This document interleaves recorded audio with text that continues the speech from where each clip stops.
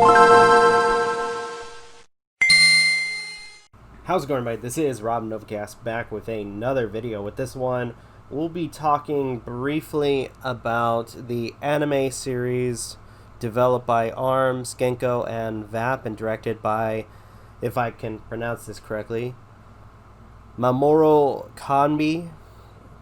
And for those who don't know, it is the TV series, or 13 to 14, and I'll explain that in a second, TV series Elfen Lied. The show itself was adapted after the 60 or so chapters of the manga, which I think goes beyond the extent of the show. But all in all, this was adapted after the manga series by the same name. So, for the basic premise of Elfen Lied. Elfen Lied is a show where in the world there are these women who are human in appearance, besides these horns that grow out of their head, pink hair, red eyes. I guess for the manga, that's actually a little bit different. That apparently these women, or Diclonius as they're called, they'll have different color hair or eye color. And the thing that kind of is different from them to regular humans is these quote-unquote vectors that they possess, which are like these invisible arms that allow them to do a lot of extraordinary things, as well as, again, the horns on their heads. Our story follows one of these so-called Diclonius by the name of Lucy, who escapes this facility that has captured Diclonius and experimented on them. And after a desperate attempt to try to escape, after massacring a ton of people, washes on shore on this section of Japan and ends up meeting two college kids. Now, with this story, I'm just going to say, especially with the episodes, there's this sort of connect the dots type of storyline, or, trying to put the pieces together when it comes to who or what is connected to who and what. I guess what I mean is, to some extent, early on, there's a feeling of some of the characters being connected to let's say Lucy in some way, but it's only a matter of figuring out why and how. The idea of the Diclonius was a really interesting concept, especially with when some moments they end up having to, take on SEAL Team 6 or some extent, where they have these mercenaries that are coming to basically kill Lucy and other people to hide the truth. This sort of conspiracy government bullshit. Now, I'm going to say this right off the bat, because this game, or this movie, I don't know why I said game, frickin' A, but anyways, this movie, TV show, I fucked up twice, but whatever. This is dark, okay? Like, extremely dark. I am not recommending it for children, because I don't want some parent coming to me saying, this seems like a very good show for my child, then seeing nudity and the grotesque gore, and then proceeding to somehow finding out where I live and telling their lawyers to fucking murder me. This show is for mature audiences. It is really, really dark when it comes to some of the content. When it comes to the characters, a lot of the characters are really poorly treated. There is, notions of abuse, child abuse, freaking torture, potential sexual assault. There is a lot of horrible things to happen to a lot of these characters. A lot of them deal through end up dealing with psychological trauma. A lot of them deal with abuse. And it's just every single character. I'm going to say every single character, at least the characters that are important to the story, are broken in some regard. No joke. Every character, you begin to seal, or at least first a lot of them, especially for the Diclonius characters, you feel sympathetic towards them.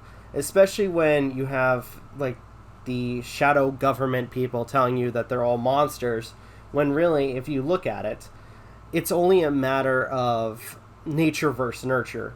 I know I use that argument a lot when it comes to my videos, but this is a basic example of the whole nature versus nurture, where you have these children, these women who are treated differently, so much so that they end up going into a psychotic state.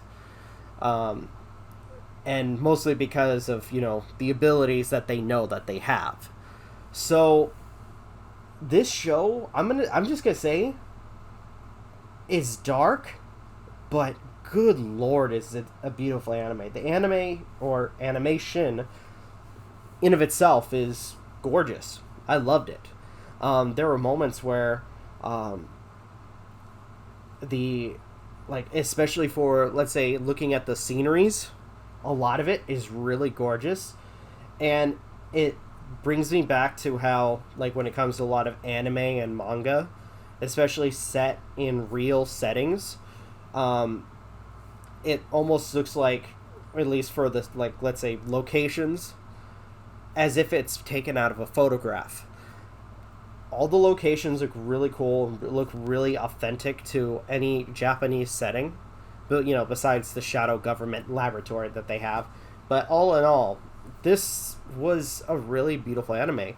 Some of the music that they use is actually really nice. The opening as well as the outro, to some extent. The outro is a Japanese outro.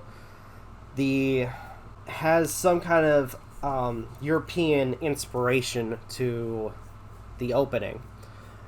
The song itself was composed by Mocha and performed by Kumiko Noma, if I pronounce that correctly.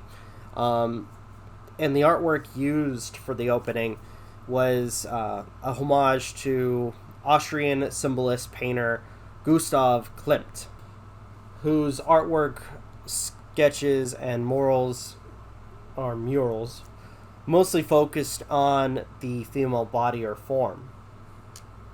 So, all in all, if I were to give this, a rating when it comes to, or at least final thoughts, I would say, especially with, its high points and low points, because let me tell you, artwork, the animation, really good. I enjoyed it. Some of the characters and their tragic backstories, and I think that's what reeled me in a little bit, was the fact that with a lot of these characters, they are broken. They are broken people, and it's them trying to find their own slice of happiness, so to speak. Some of them, unfortunately, don't get it. Or if they do, it's short-lived. And when it comes to the ending, I'm going to say it's open to interpretation. I ask you guys to check it out once. You're not going to find this on Netflix, so I would say, go watch it on Netflix, but unfortunately, this is one of those ones you're going to have to try really hard to find.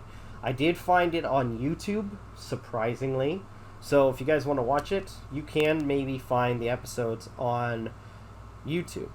I do want to ask that you guys check out the OVA episode.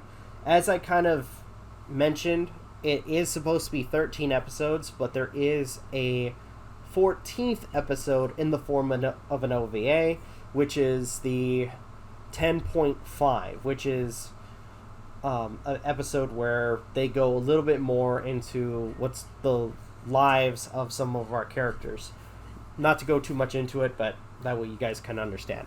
So, all in all, I enjoy the characters, especially the ones who really have it hard in this show. I enjoy the animation. I enjoy the settings, the locations, how they're drawn, animated, etc. Some of the music is really good. I enjoyed it, especially the opening, which is called Lilium, which I thought was a really, really good theme. I do feel that this was kind of short, and as I mentioned before, this isn't the full story. This show is apparently only a portion of what the manga is supposed to be, and the manga actually goes way beyond what this story tells. So who knows what happens, unless you read the manga. Nobody knows exactly what happens after this. The ending itself kind of makes me think of like there could have been some more that goes on, but we won't know anymore. So all in all, I'm gonna say it's a mixed bag. I enjoyed the happy moments. I was upset during the upsetting moments. To some extent, I kind of cringed a little bit, and I'm a horror buff, so I kind of cringed a little bit with some of the overuse of gore. I don't know how that's possible, but I did. I will say it's happy when it needs to be. It's grotesque when it needs to be. When it wants to address some long, belated, love story, that's where it has its moments where it does that as well. So I would say, just bottom line, go check out Elfen Lied. Even if it's just one time, go check it out. For those who want a tragic story, you won't be disappointed. And with that, I think that's all I have to say. Hello everyone, thank you for stopping by to check out this video. If you guys can, please leave a like, comment, share, subscribe, all that good stuff, as well as follow us on social media. Links are in the description. Check out gaming content from MJ, Aden, and Magi, as well as our daily content on the YouTube channel. Follow us on our podcast, which is 6 p.m. Pacific time on Sundays. From everybody of Novakast, thank you guys for watching, and we will see you in the next video.